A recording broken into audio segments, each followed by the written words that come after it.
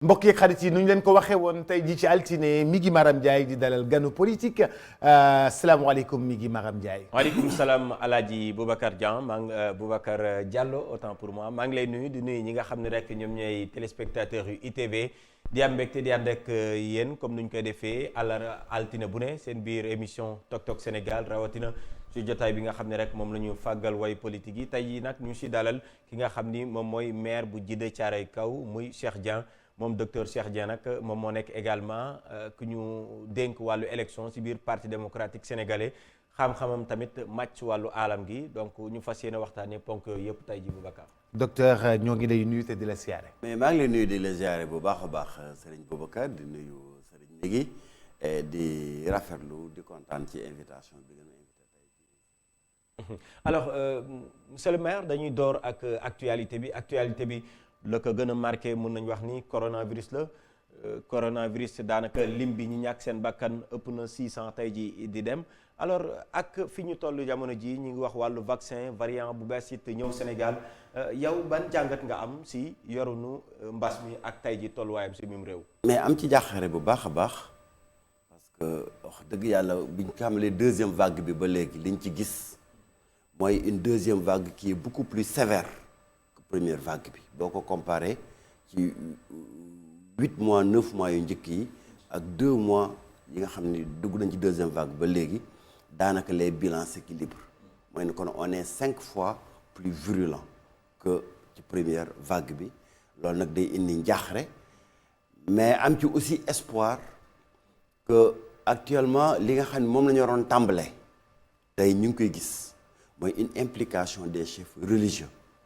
dégg nañ sëñ Mountakha démb mu joxe ndigal fukki fan ak ñaar ñu ñaan ko gis nañ sëñ Mountakha depuis le départ bokk na si njëkk engagé wu ci lutte bi teg 200 millions ci table bi ba pare fu mu waxee fàttali taalibe yi nañuy respecter recommandation yi nga xam ne moom la autorité sanitaire yi joxe kilifa église bi kasaalika noonu di rafetlu xalif général des Tidianes constance bi mu am depuis le début de la pandémie di fàttali taalibe Tidiane yi taalibe Sénégal yëpp ni nañu respecter mesures yi loolu bu ñu gisee engagement wu chef religieux yi li ci des may engagement communautaire bi nga xam ne dañ koy tudd te wax fa dëgg yàlla boobu ba léegi gouvernement bi dese na pour jël ko en charge na mu ko war a jël en charge. parce que le ministère lan ngay xaar si ñoom si wàllu woowu. waaw ministère dafa jël combat bi def ko affaire de santé affaire de ministère. or c'est d'abord une question communautaire boo xam ni man la ma gisoon force Covid bi ñu ko defee 1000 milliards. priorité bi mooy les questions de santé 64 milliards yi ñu jox ministère de la santé mais deuxième priorité bi mooy ñu xool ñan la ñuy dooleel. pour que liggéey sensibilisation bi ci war liggéey adoption gestes barrières yi ci war mais aussi liggéey financement gestes barrières li ci war ñu ancré ko ci collectivité territoriale ci mairie yi. mais en tant que mairie est-ce que vous avez besoin par exemple état bi di leen appuyer pour faire un travail de sensibilisation jëmale ko si askan wi parce que en conseil des ministres le président rappelé waat na ko importance bi ngeen war a am si mbir mi mais ba tey dafa mel ni da ngeen di traîner les pieds vous les. non au contraire bu fekkee ne suivre nga. ñu gis les maires malgré les maigres moyens qu'ils ont les maires ont fait l'essentiel de la lutte l'essentiel ci mairie la jóge ñun dañoo remanier totalement suñu budget au niveau de la commune de Djiddah Thiaroye Kaw fexe ba lépp loo xam ni. autorité sanitaire yi ñu ngi ko doon wax ci wàllu mesure barrière mairie Djiddah Thiaroye Kaw daf ko financer sur son propre budget lépp li nga xam ne war na ci sensibilisation ñu ànd ak ay jeunes et les jeunes ils étaient volontaires c'est-à-dire que tey boo jëlee une association bu mel ni les jeunes engagés dañoo gis boulangerie yi nit ñi niñ fee ràññee heure timis ci temps koor gi ñuy ñëw spontanément di faire respecter la distanciation sociale ci buntu boulangerie bi c'est ce type d'initiative là la ñu waroon a encourager loolu mooy mobilisation populaire du sax du rek ay wax. d'accord mais jamono yi mesure lañ toll yow en tant que maire yan mesure nga jël tey sa gox pour jéem a xool naka la ñuy limiter propagation pandémie. alors les premières mesures que nous avons prises c'est d'abord que ñun ñu fabriquer 100 000 masques. yoo xam ni dañoo arrêté suñu activité bi à la mairie jël suñu salle de conférence transformé ko atelier woo 50 tailleurs yoo xam ñoo nekk ci biir commune bi ñuy defar ay masques guddi ak bëccëg ñu dugg ci quartier yi benn mobiliser ay jeunes en même temps ñuy maye masque ñuy waxtaan ak population yi sur le respect des gestes barrières ñu fexe ba lépp li nga xam ne dafa nekk ay endroits stratégiques garage Kalando marché yi commerce yi ñu dote leen ay masques mais en plus ñu waxtaan ak les responsables de ces garages là des marchés des places publiques ñu installer leen ay raxasukaayu loxo. d'accord ba pare responsabiliser leen.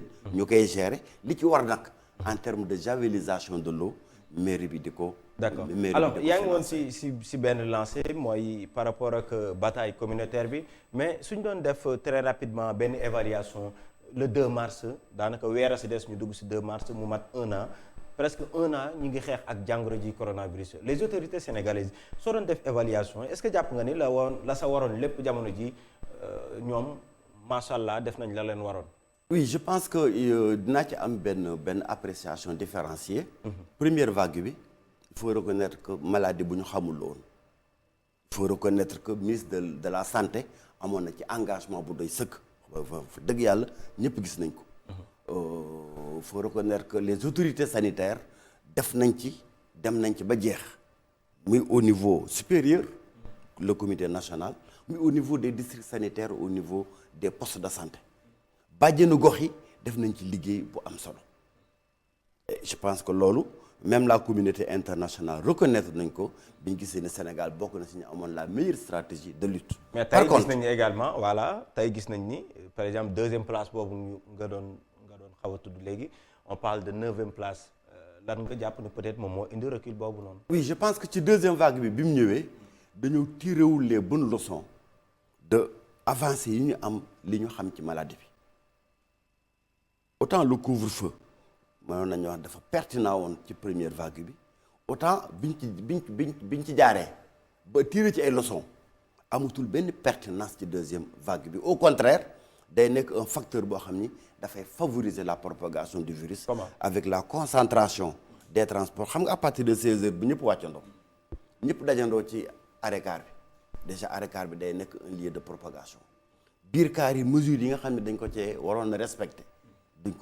mënuñu ko respecter parce que il faut que ñëpp ñibbi avant 21h donc bu ñu tiré woon bien les leçons de la première vague à mon avis li gouvernement waroon na jël comme stratégie mooy mu xool nu ñuy gën a utiliser les 24 heures donc fexe ba ñii di liggéey le matin ñii di liggéey l'après-midi ñii di liggéey le soir de sorte que les besoins de transport dinañ ko mën a étaler dans le temps puisque sunu parc automobile mënta gàddandoo tout le système de transport en fait toute la demande de transport que nous avons dinañ am une utilisation plus rationnelle. D'accord. Ensuite du xool fan moo gën a pertinent ñu financer fa foofu nga mu coupé woon léegi.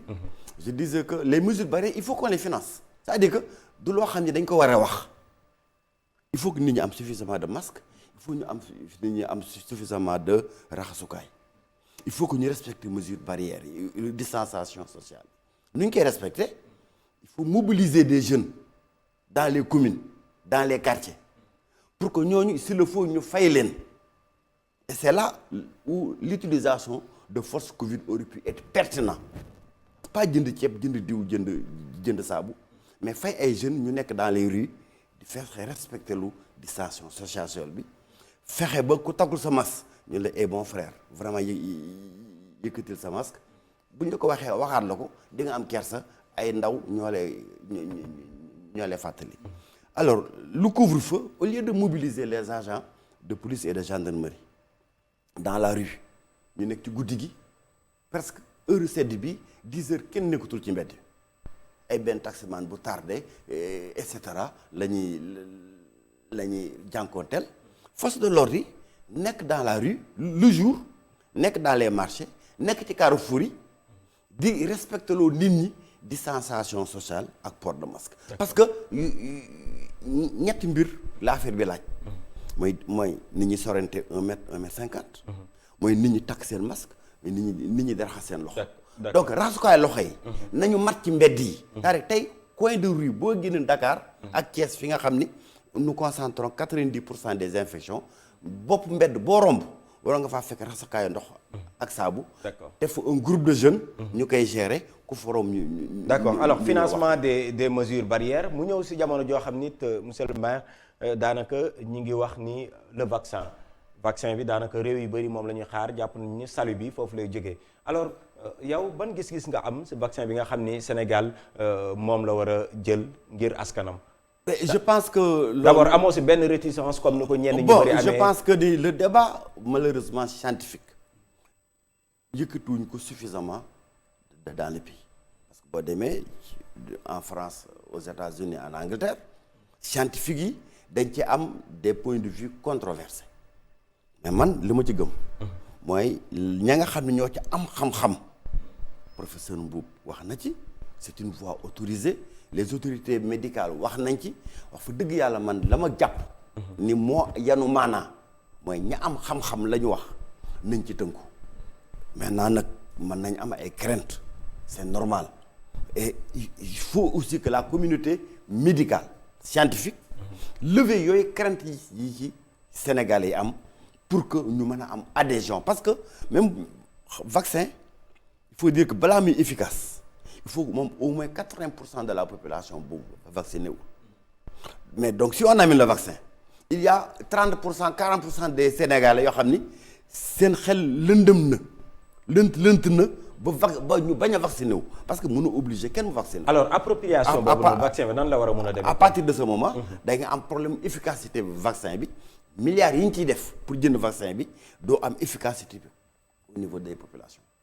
alors su wàllu woowu gis nañ ni assemblée nationale jëm su wàllu coronavirus njiitu réew Macky Sall indi woon na fa ab loi ngir tey jii maanaam indi ay coppite indi li ñu naan catastrophe naturelle ak catastrophe sanitaire mooy lu ñu nekk jamono ji daanaka depuis ay fan a ngi mais assemblée parti démocratique sénégalais dañ ci am benn taxawaay bi nga xam ni juróon na coow si réew mi ndaxte gis nañ député bi nga xam ne moom moo bokk gis-gis la mu bëggoon mooy ñu daal di attaquer boobu les lois mais gis nañ ni yéen da ngeen ko dumooy sur lu nu mel. lan moo tax ngeen bàyyi njiitu réew Macky Sall terrain bi noonu mu concentrer pouvoir bi au niveau du palais de la République. je peux avoir une double lecture sur ça benn bu njëkk bi mooy déjà bu ñuy wax en fait cette loi en soi à mon avis elle n'est pas mauvaise mon avis personnel quand en cas de catastrophe naturelle en cas de catastrophe sanitaire c'est-à-dire que dañoo war a am ay régime d'exception pour protéger les populations di xew ci grippe aviaire bi tey les préfets des zones concernées war nañu am suffisamment de pouvoir les ministres war nañu am suffisamment de pouvoir pour ñu aar askan wi par contre li ci nekk mooy ni président Macky Sall dafa nekk koo xam dafa perte en fait dafa perte confiance aux Sénégalais yi ba lu mu yëkkati rek ñu ngi xool ca ginnaaw lan la ca nar parce que dafa yàgg nekk ci démarche njuuj njaaj démarche naxaate démarche yoo xam ne dafay lëndëm de sorte que président Macky Sall amatul confiance au Sénégalais. est-ce que kon loolu tamit naru am njeexital tamit ci vaccin bi fi nga yem noonu. le fait que mu ñàkk confiance bi laa la wax est-ce que narul am njeexital tamit ci lu jëm ci wàllu. bon nañu terminer fële ba pare. non dañ nañu terminer fële ba pare. on va revenir sur le vaccin après. Donc je dis mais par contre. Quand la loi est passée à l'Assemblée nationale ñun on n'était pas le groupe du PDS n'était pas convaincu par argumentaire bi nga xam ni moom la fa ministre bi indi. et le groupe et les non députés dañoo voté contre. maintenant un groupe parlementaire dafa am nu muy doxee man en tant que député su ma nee damaa bëgg après le vote mécanique parce que ñëpp xam nañu président Macky Sall loi bu mu indi assemblée am na majorité mécanique boo xam ni sans réfléchir dañ ko koy voter donc bu fekkee ni un député am na yéene attaquer loi bi au niveau du conseil constitutionnel la ko war mooy mu waxtaan ci ak groupe parlementaire bi nga xam ne ci la bokk xam ne président groupe parlementaire bi damaa bëggoon kët ñu defee nii bu ko defee dañuy woo député parce que député aussi am na liberté boppam président groupe bi day woo ña bokk ci groupe yi waxtaanee ko buñ ko waxtaanee ba pare ñëpp am consensus nan la ñu war a doxee wante man du ma nekk député jël sama recours au niveau du conseil constitutionnel woo Boubacar ni ko kaay signeel ma wool Marème mi ngi ni ko kaay signeel ma day nekk une affaire boo xam ne du nekkati démarche bi groupe war a doxee démarche bi ñuy defee ci politique il y a eu cette erreur de démarche politique qui a fait que bon il y a eu cette incompréhension mais l'un dans l'autre loolu c'est un épiphénomène boo xam ni xañ na en fait le tollé bi ko presse bi yëkkati moo tax mu àgg yenn dimension yi. et les accusations de ñoo lànk également. non nekkul dara ñoo lànk c'est de l'immaturité politique boo déggee li ñu waxee nga xam ni ay jeunes la yoo xam ni xamuñu politique ni muy doxee bu ñu amoon tuuti maturité politique dinañ jege waa parti démocratique sénégalais ni leen lu xew waaye doo dégg rek kenn wax nga bind communiqué tey la première force d'opposition te ku ni da ngay xeex président Macky Sall te jaaroo ci PDS tu te fourvoies donc ñoom bu ñu nekkee dans une dynamique de combat comme ni ñu ko waxee leen war mooy ñu xool nan la ñuy ñawee puso nan la ñuy waxtaanee ak ñette nekk nan la ñuy arrondir les angles waaye doo jóg rek ku nekk nga attaquer à gauche à droite loolu immaturité politique la. boo xam ni et évidemment gis nga après ils en ont payé les pots parce que ku ko dégg xam ni ñii ko topp ci seen ginnaaw wax fa dëgg yàlla. mooy loolu. alors parti démocratique sénégalais wàllu politique dinañ ci dugg mais dama bëgg ñu jeexal ci jàngoro yi nga xam ne ñoom ñoo nekk ci réew mi sànq sax yaa ngi koy junj moom mooy grippe aviaire wax naa ko ci njëlbeenu émission bi moom xam-xam ay suy dafa màcc ci wàllu alam gi. alors su wàllu woowu noonu gis nañ ne grippe aviaire ñëw na laal ay ganaar pour ñu foogoon ni foyer bi fay na ñu déggaat ni parc de Djoudj oiseaux yi nga xam ne daal dinañ fay faatu toll ci 750 muy ay pélicans.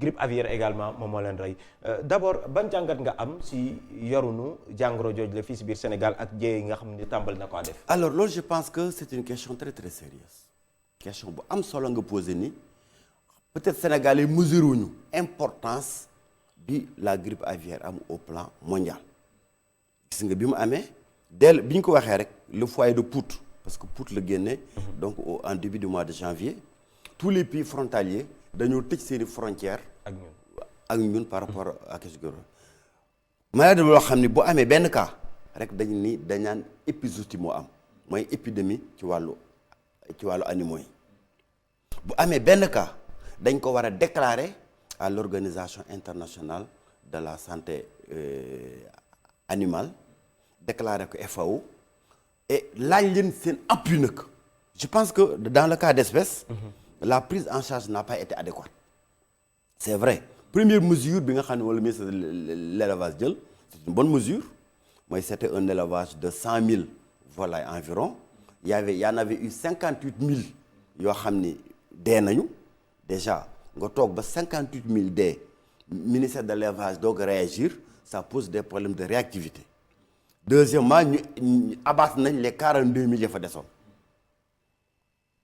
le protocole en la matière mooy une fois que un cas est déclaré 3 à 5 kilomètres à la ronde 3-5 kilomètres la ko wër lépp lu fay volaille dañ ko war a abattre parce qu'il faut couper la chaîne de transmission de ce virus parce que c'est un virus extrêmement virulent et très très contagieux surtout bi nga xam ne moo am Sénégal muy H5N1 ça fait partie des virus les plus virulents et qui a la particularité également mu nekk li ñuy wax une zoonose mooy comme coronavirus xam ne dafay jógee ci animal di attaquer nit c'est vrai c'est pas très courant mu attaquer nit mais c'est des cas qui ont été rapportés en Turquie qui ont été rapportés en Égypte et en 2009 am nañ 20 personnes qui sont mortes de la grippe H5N1. Alors, pour dire que c'est un virus extrêmement grave.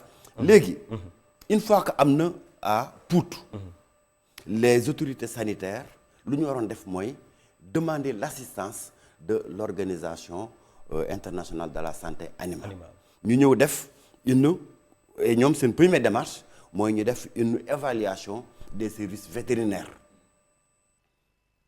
bu ko defee ñoom dañuy indi un appui supplémentaire pour xool fan la service vétérinaire sénégalais yi am ay failles ñu jàppale leen scientifiquement jàppale leen techniquement mais jàppale leen aussi financièrement pour que ñu mën a circonscrire le foyer. D'accord. defuñu ko. Et on a eu donc la semaine dernière un cas de contamination au parc de Djout foofu nga nekkoon. C'est un cas qui est encore beaucoup plus grave parce que dafa toucher li ñuy wax les oiseaux migrateurs. mën nañoo craindre que ni le premier foyer sax ñoom ñoo ko indi parce que y a des études qui ont montré que les oiseaux migrateurs sont des agents de propagation donc du virus de la grippe aviaire. La particularité du Djout mooy que dañoo am benn cours d'eau boo xam ni oiseaux yi sauvages yi dañ ko partager avec la volaille domestique. Or la fiente mooy puubu kanaar yi. Donc dafa nekk matière boo xam ni ci le virus bi di gën a yàgg. mën na cee def 40 jours yoo xam ni virus bi da ciy actif. Le cours d'eau. Le virus mën na cee def 30 jours yoo xam ni. virus bi day continuer de garder tout son pouvoir infectant. Donc pendant ces 40 jours pendant ces 30 jours dès qu'il y a donc un déplacement de volaille de fiente avec le vent ou bien avec les cours d'eau. Donc toute la région du fleuve Sénégal peut être un foyer de contamination moo tax foofu mu nekk une zone extrêmement névralgique et grave. Alors en tant qu'expert tey jii très rapidement ban solution nga jàpp ni ginnaaw ba nga gisee ni peut-être doxalin ba sa njëlbeen am na rëq-rëq yan solution bi efficace la ñu war a mën a def surtout que mu fekk ni réew moo xam ni ñu ngi sa beneen jàngoro amaguñ ci saafara. Alors il faut que ces questions elles soient prises au même titre que effort yi ñuy def ci coronavirus. benn bi mooy le gouvernement doit d'abord dégager un fonds d'indemnisation li ma wax léegi à 5 kilomètres à la ronde des foyers lépp lu fa nekk voilà ñu abattre ko kooku on n'a pas d'autre choix c'est le protocole bi nga xam ne moom la ñuy lutter contre la grippe aviaire. Mais par contre pour que les populations acceptent du ñu nëbb seeni volaille il faut qu'ils soient sûrs que gouvernement bi dafa leen di indemniser donc ce fonds d'indemnisation donc moom le gouvernement bi war a teg alors mën na y a des mécanismes internationaux de compensation.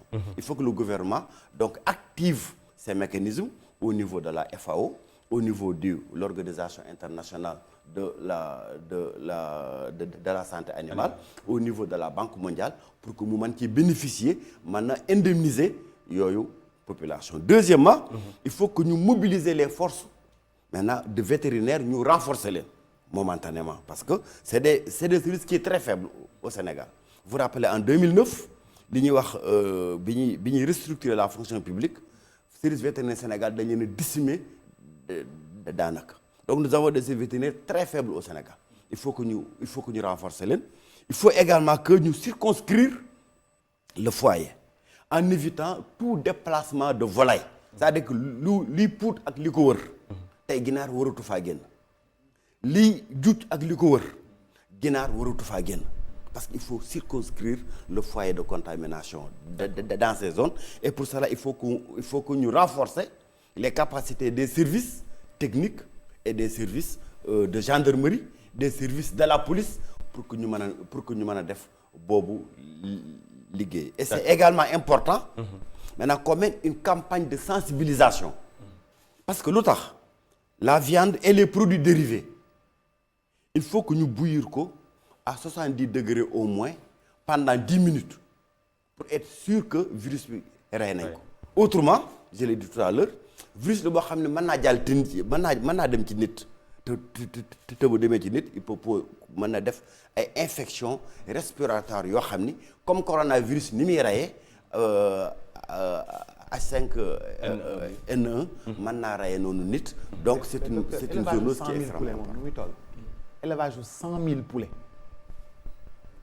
Mais 100 000 poulets dafa bari. Actuellement la France a déjà abattu 400 000 canards te pareguñu.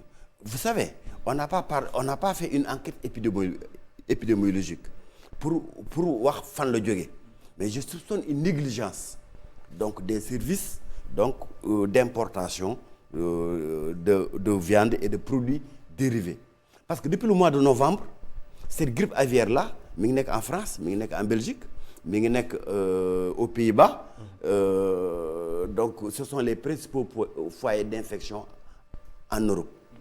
Une fois que c'était déclaré là-bas, on a renforcé ou bien éliminer carrément, comme la Mauritanie l'a fait.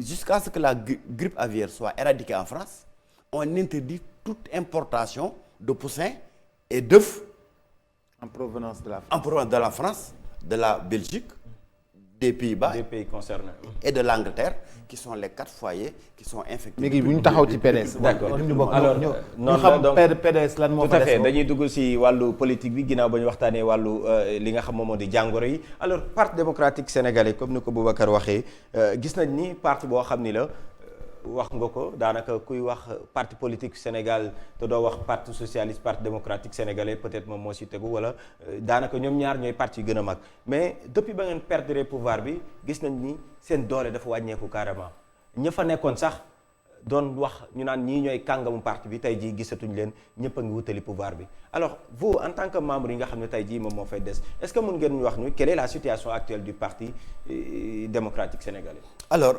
je suis très à l'aise pour répondre à ça parce qu'effectivement il faut lever boobu équivoque bu ñu bari am seen moyen Boubacar mi ngi koy wax léegi parti sénégalais booy compter ñë fa jóge da ngay wàññi da nga naan diw jóge na diw dem na ak mbooloo diw dem na ak mbooloo diw dem na ak mbooloo ak mbooloo bu mu àndal.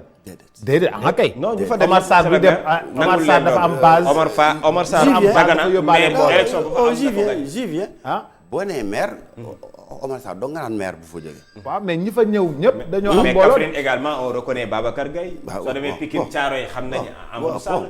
tu sais bëgguma personnaliser débat di wax waxu Babacar Gaye waxu diw ñu xamante ne ñu suñu biir xam nañ la jógee PDS ay benn ngi tudd mais vous ne parlez pas des afflux massifs tey yii mais ñun yëguñu afflux massif yëgoo ko yéen ñu nekk si ku jege yëgoo ko parce que ñun xam nga on n'a pas besoin de trop communiquer sur ça. non pourquoi parce que non je suis pas non ñuy xam la vie du parti parce que le PDS nous a appris à faire de la politique nous a appris à jàng politique ci PDS ak Abdoulaye Wade lañ ko jàngee surtout que quand ils étaient da ngeen ñoo war a informer surtout que Boubacar quand ils étaient au pouvoir daanaka àllarba bu ne wala semaine bu ne dinañ dem permanence ba di couvrir seen activité mais permanence ba ko poussière jamono yi voilà j'en viens xam nga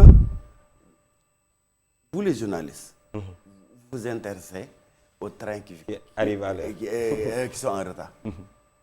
Non, mais et aux trains qui arrivent à l'heure aussi. Vous et aux trains qui n'ont pas pris le départ aussi. Aux trains qui arrivent à l'heure. Les trains qui arrivent à l'heure vous intéressent pas. mooy lan Parti démocratique sénégalais gis ngeen bi mu commencé remobilisation. vente des cartes restructuration. fépp foo dem da nga naan mais fii ndekete lii lépp mi ngi woon ci biir parti bi. mais vente boobu ngay wax. may ma parce que soo muy coupé bàyyi ko dama à chaque 2 secondes. ñii diglu. duñ mën a comprendre. duñ mën a comprendre fan lay jëm. ok comprendre donc c'est pour dire que autant je reconnais et c'est une réalité on ne peut pas le nier il y a eu des départs importants moi je considère que benn départ rek lu am solo la ci parti. Mais par contre, il y a eu d'autres apports massifs. Vous ne parlez pas des mouvements karimistes. bi ñu tëjee Karim Wade 2015. boobu léegi c'est des milliers laa la wax de mouvements karimistes yoo xam ne ñoom ñoo formé wu. tey ki tape à la porte du Parti démocratique sénégalais. et c'est l'une des raisons yi tax tey ñuy def une réouverture du parti une réorganisation des bases. Du parti. C'est pour dire que tey moi je puis vous dire et vous pouvez me croire.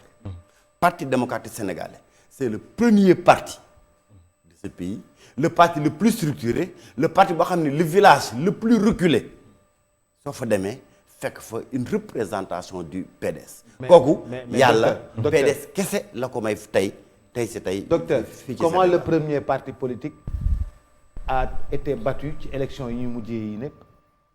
mu abandonné piste bi yu mujj yi ñoom bokkuñu 2019. alors 2019 bokkuñu.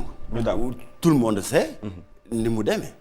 le président Macky Sall dafa manipuler la justice pour abattre notre candidat l'exilé dafa manipuler la justice kan mooy seen candidat exilé. Non. Karim Wade. En 2019 c'est Karim Wade qui était le candidat bien sûr. non mais Karim Wade dafa waroon jéngu ñëw nag. L'autre il l'ignore pas quand même. mais def ni booy bi nekk Russie nu mu tudd. mais sur le tour de Karim Wade mën na ci ñëwaat. non booy bi nekk Russie dafa delluwaat dëkkam ñu tëj. l'opposant mu wane ni dafa populaire l'opposant russe. Karim Wade dafa war a soldalam wàcc fii ci dëkk bi. dëkk bi jax ñu xam ne Karim Wade mii ragalul dellu kaso. ragalul parce que ñëpp dañoo foog dafa ragal a dellu kaso. waaw c'est un message li ngay wax nii. waaw mi ngi koy dégg. Alexandre li ngay wax nii.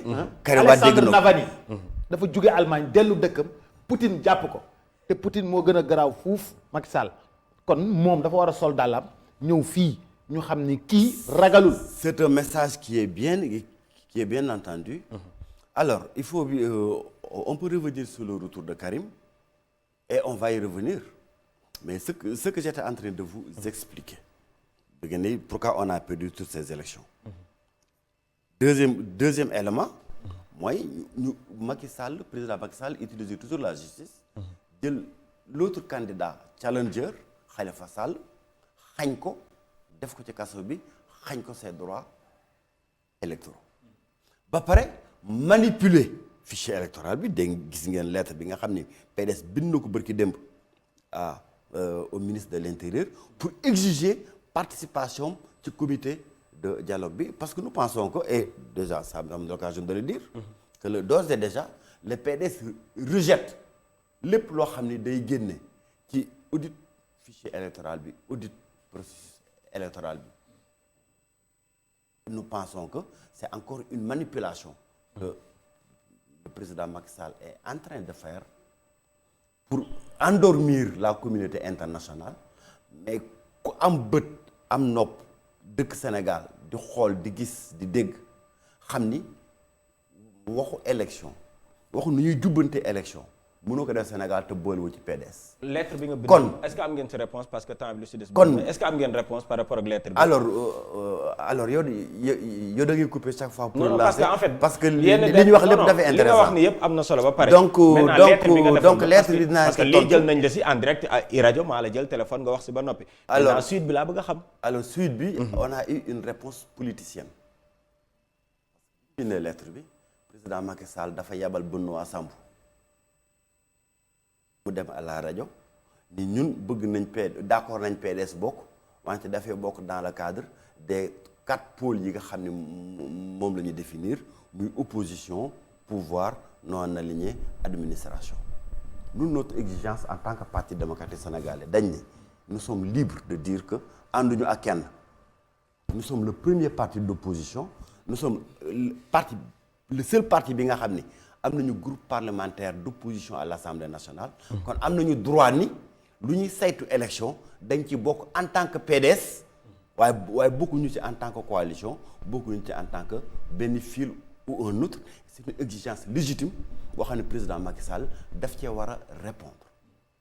Alors voilà un peu maintenant on n'a pas eu de réponse officielle évidemment le ministre de l'Intérieur fait la politique de l'autruche mooy mbët buy nëbbatu day jël bopp bi def ko ci biir pax bi bàyyi génn nga ci biti yaakaar ni kenn du ko gis loolu la ministre Antoine Diome di def mais tey le peuple sénégalais est juge la communauté internationale est juge PDS ba mu waree réclamer la mu war a réclamer na ko et bu subaa lépp loo xam ne xew na ci élection yi ñu jëm c'est le président Macky Sall mooy assumer toutes les conséquences de cela. D'accord en parlant d'élection mandat may ma ci 4e mandat bi.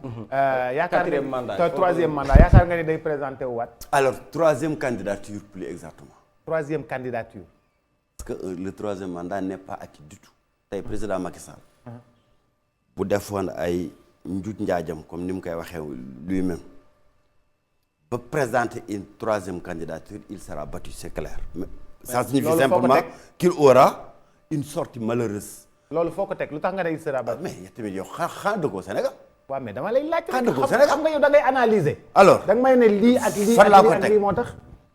d'abord est-ce que dina am tey le président Macky Sall jéego yi muy teg yëpp pour lewal une 3e candidature tous les jéego yi muy posé pour lewal 3e candidature ku am lecture politique xam ni tey il aurait été un excellent président bu débarrassé woon de toutes les contingences de quelqu'un qui veut se représenter xam ni tey peuple sénégalais defal na ma teraanga jiite naa ko un premier mandat am naa un deuxième mandat léegi j'ai les coudées franches pour liggéeyal Sénégal te du ma xalaat faluwaat ko day nekk président bu libre te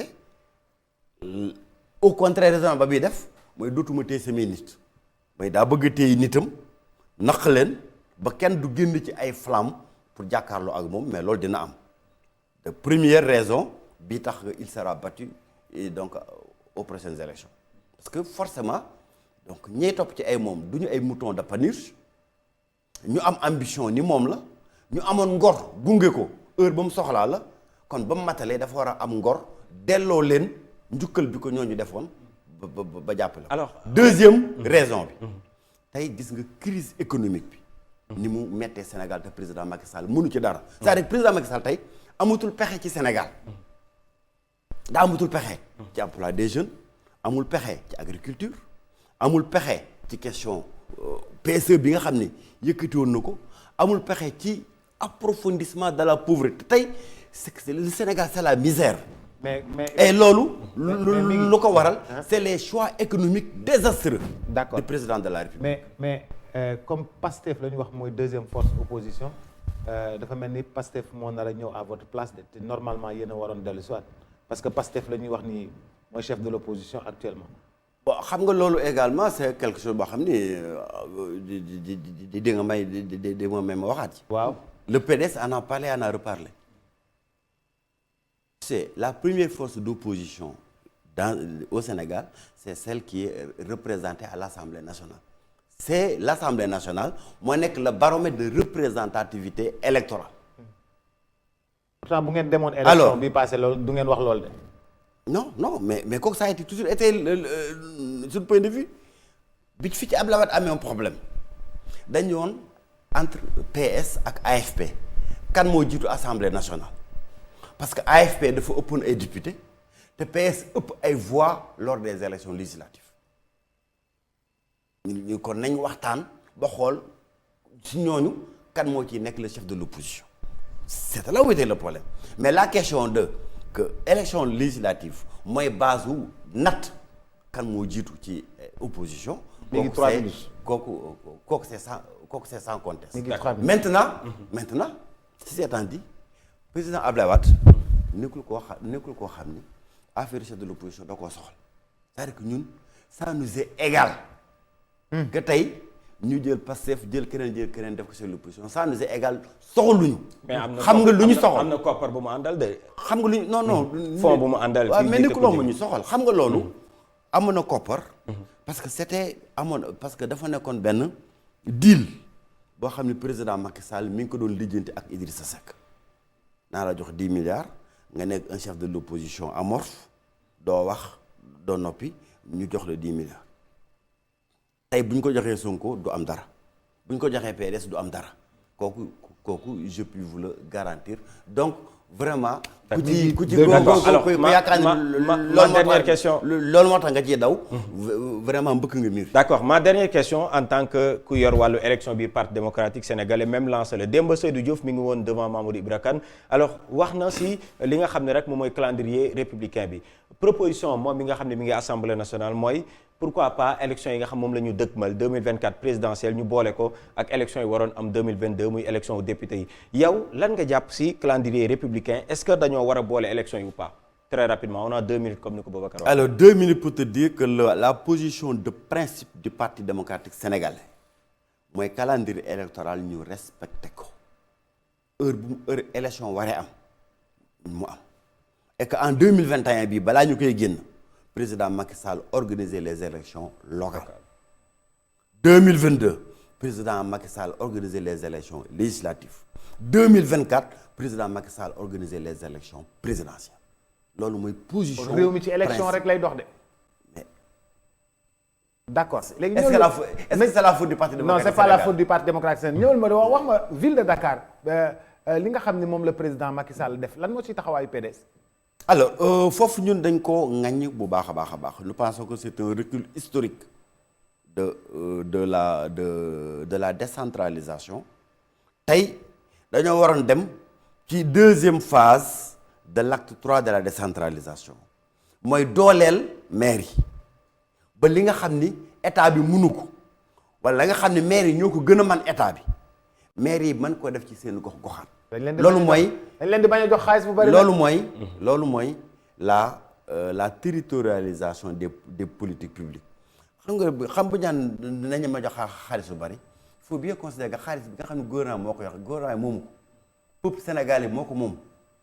maire yi dañ ci am wàll. te xam nga foofu sénégalais yi day fam leen di ëppalee njariñ foofu lañ ko war a dugal te la maire mën a def mu amal njariñ askanam ministère mënu ko def gouvernement mënu ko def loolu moo tax ñu war a jël ci alalu askan wi encore une fois du alalu Macky Sall du xaalisu gouvernement bi Macky Sall 4000 milliards yi mu yor moomu ko man ak yow ak moom ñoo ci yem peuple sénégalais ñoo ko moom kon fan la gën a efficacité bi fan la efficience su dépense publique boobu gën a mën a nekkee ñu dugal ko fa loolu mooy li chaque sénégalais war a xalaat pour qu'on ait un bon rapport entre entre en fait l'objet de la dépense et son résultat.